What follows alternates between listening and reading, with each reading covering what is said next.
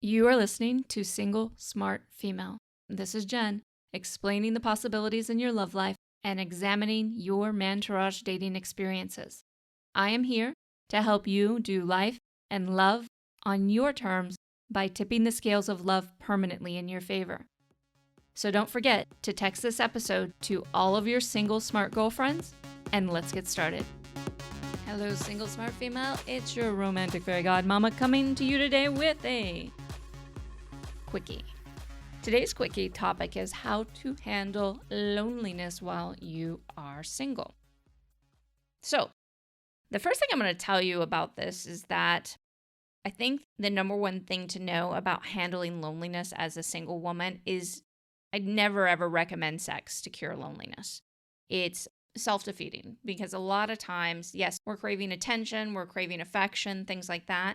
And then we put ourselves in a very vulnerable place to get the feels for somebody. And then if it doesn't work out, end up right back in the same place, but it's even worse than before. So that's the number one thing that I do not recommend to cure loneliness. I do have women who come to me and they feel so lonely and so desperate. There's nothing wrong with these women. These women are smart. They're articulate. A lot of them are very successful. They've got a lot of things going on in their life, but they really miss male attention and companionship. And in those situations, the first thing I recommend is while you are reorganizing things in your mind and your mindset and how you date, because a lot of times they date very poorly because they're showing up based on that desperate feeling. And that is, I'm going to just be very open and honest with all of you.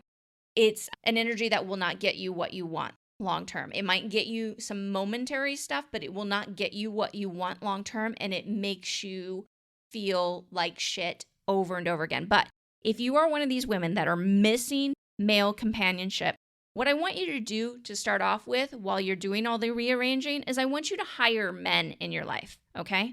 So, male massage therapist, male therapist, maybe a male trainer. I mean, the list goes on and on, how you can hire men to be in your life, and that, for the meanwhile, while you're arranging everything out, will help to start to help you feel like you're not completely void of male attention because these men will be focusing on you. Now, do recognize, though, that's not something to switch in your brain and say, oh, they want a romantic relationship. No, it's just to enjoy as you start to rearrange things so that you can start mantourage dating properly and not from a deficit or a desperation.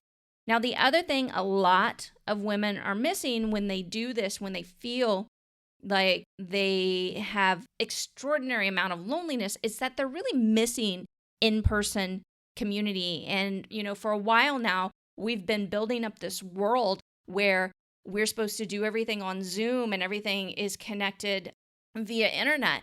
And there is nothing that beats in-person community. So if you do not have that in your life, you need to go find some form of that to help start to feel connected again to the world, because that will start to help you understand that having a man in your life is a choice and not an absolute need.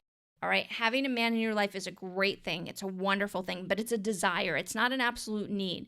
You can feel very fulfilled without that. And in fact, your dating experiences, specifically your mantourage dating experiences, are going to be significantly better if you wipe that desperation off you because you're filling your cup in other ways. And remember, it's nobody else's responsibility to fill your cup but you. It's nobody else's responsibility to make your life and arrange your life in a way that's fun for you. Yes, you have to attend to your responsibilities, but I can guarantee you there are things in your life that you don't really need to be there. And if you took those out and put things in your life that you really love and enjoy, a lot of this would start to feel much, much easier.